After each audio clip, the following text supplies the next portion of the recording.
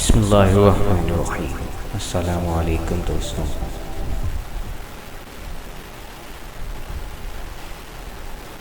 اکثر مسلمان دنیا کی محبت میں اندھے ہو چکے ہیں۔ لوگ دنیا کی آشائشوں کے بدلے قبر اور جہنم کے عذابوں کا سودا کر چکے ہیں۔ اس کی وجہ زندگی کی حقیقت سے لا علمی ہے۔ اکثر لوگوں کا خیال ہے کہ اصل کامیابی تو دنیا کی دولت اور شہرت ہی ہے، زندگی دوبارہ نہیں ملے گی، یہاں خوب مزے کر لو، قبر اور قیامت کی باری آئے گی تو دیکھا جائے گا۔ یعنی کہ دنیا کی محبت میں اکثریت کو آخرت سے بے خبر اور بے پرواہ کر رکھا ہے۔ دنیا کی حقیقت اس وقت سمجھ آتی ہے جب فرشتے روح قبض کرنے آتے ہیں اور آخرت سے غافل انسان خوف اور حسرت سے چیختا ہے، اے میرے رب، مجھے دنیا میں واپس بھیج دے تاکہ میں نیک عمل کر سکوں۔ لیکن موت کے وقت کی حسرت بیکار ہے۔ دنیا کی زندگی کی حقیقت کو سمجھنے کا موقع اور فائدہ موت سے پہلے ہے۔ جو مسلمان دنیا کی حقیقت نہ سمجھے، یہ ناممکن ہے کہ وہ آخرت کو دنیا پر ترجیح دے۔ اللہ اور محمد صلی اللہ تعالیٰ علیہ وسلم کی نظر میں اس دنیا کی کیا حیثیت ہے، یہ سب باتیں آگے ڈسکس کریں گے۔ اس سے پہلے میں آپ لوگوں سے گزارش کروں گا کہ اگر اب تک آپ نے میرا چینل لائف سبسکرائب نہیں کیا ہے تو پلیز سبسکرائب کریں اور ساتھ ہی بیل آئیکن کو پریس کریں تاکہ نئی آنے والی ویڈیو کی نوٹیفیکیشن بآسانی آپ کو مل سکے۔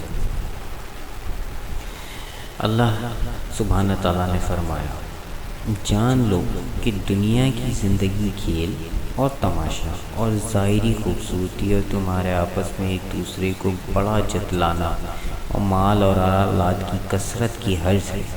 جیسے بارش کے اس سے اگنے والی کھیتی کسانوں کو خوش کر دیتی ہے، پھر وہ کھیتی اپنے عروج پر آتی ہے، پھر تم دیکھتے ہو کہ وہ پک کر زرد ہو جاتی ہے، پھر چورا چور ہو جاتی ہے۔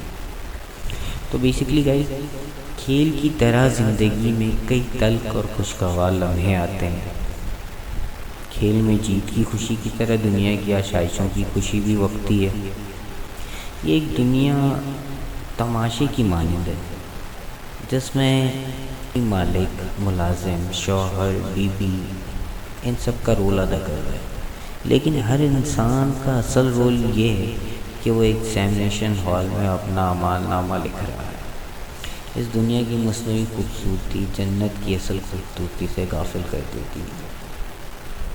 انسان اسی کوشش میں رہتا ہے کہ وہ دولت کی کثرت یا اپنی اولاد کی دنیاوی برتری میں اپنے رشتہ داروں اور دوستوں سے سبقت لے جائے۔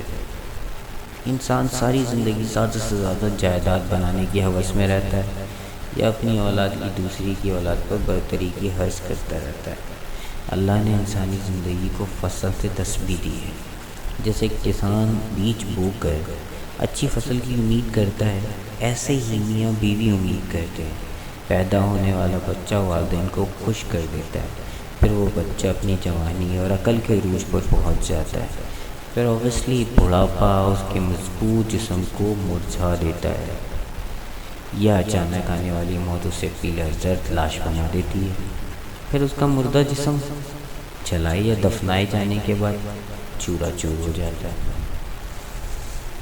ایک جگہ اور اللہ پاک نے قرآن مجید میں فرمایا، اللہ کے نافرمانوں کے لیے دنیا کی زندگی خوبصورت بنا دی گئی ہے اور مومن کا مذاق اڑاتے ہیں، اور جو لوگ متقی ہیں وہ قیامت کے دن ان سے بالاتر ہوں گے، اور اللہ جسے چاہے بے شمار رزق عطا فرماتا ہے۔ سورہ بقرہ کی آیت ہے بیسیکلی یہ۔ محمد رسول صلی اللہ تعالیٰ علیہ وسلم اور ان کے اکثر صحابہ مالی طور پر انتہائی کمزور تھے۔ مکہ کے امیر کفار ان کا مذاق اڑاتے تھے کہ اگر یہ اللہ کے پیارے ہوتے تو ان کی غربت کا یہ حال نہ ہوتا۔ اللہ نے فرمایا، یہ غریب متقین قیامت کے دن نافرمانوں سے بہت بلند مرتبے پر فائز ہوں گے۔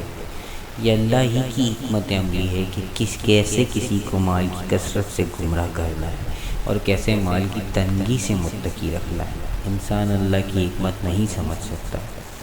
ایک اور آیت کا مفہوم ہے، لوگوں کے لیے پسندیدہ چیزیں محبوب بنا دی گئی ہیں، جیسے عورتیں، اور بیٹے اور جمع کیے ہوئے خزانے، سونے اور چاندی کے اور نشاندار گھوڑے اور چوپائے اور کھیتی، یہ دنیا کی زندگی کا تھوڑا سا فائدہ ہے۔ دنیاوی آزمائشوں میں عورت سب سے پہلے نمبر پر۔ محمد صلی اللہ تعالی علیہ وسلم نے فرمایا، میرے بعد جو فتنہ رونما ہوگا ان میں مردوں کے لیے سب سے بڑا فتنہ عورتوں کا ہوگا۔ شادی سے پہلے یا شادی کے بعد اکثر مرد عورتوں کے پیچھے اپنی آخری یا والدین کی عزت کا بیڑا غرق کرتے ہیں۔ آج کل الیکٹرانک میڈیا ننگی فنکاروں اور جسم فروش عورتوں سے بھرا ہوا ہے۔ اپنے جسم کی نمائش کرنے والی وہ جاہل عورتوں سے دفتر اور بازار بھرے ہوئے ہیں۔